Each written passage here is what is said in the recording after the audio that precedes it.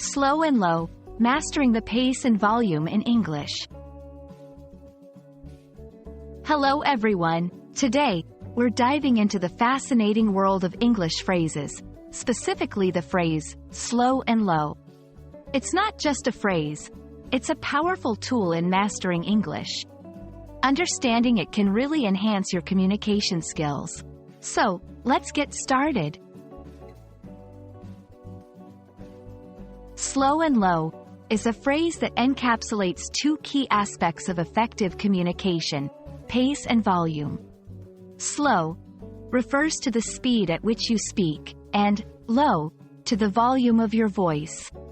This phrase is often used to advise people on how to speak in a way that is easy to understand and soothing to listen to. It's especially useful in situations where clarity and calmness are crucial. As language learners, adopting a slow and low approach can be immensely beneficial. Speaking slowly helps in articulating words more clearly, and a lower volume can make your speech sound more measured and controlled. This approach is not about being timid or quiet, it's about being deliberate and clear in your communication. Let's talk about where you can apply this. In presentations, interviews, or even casual conversations, using the slow and low technique can enhance your listeners' understanding.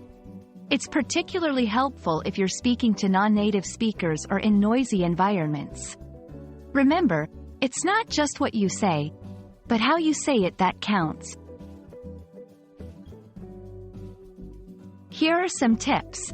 1. Practice speaking slowly. Try reading out loud at a slower pace. 2. Monitor your volume. Record yourself and listen to see if your volume is even and low. 3. Mindful speaking. Before speaking, take a moment to remind yourself to go slow and low. I hope this video helps you in your journey to mastering English. Remember, slow and low is more than just a phrase. It's a tool to improve your communication skills. Keep practicing, and you'll see the difference.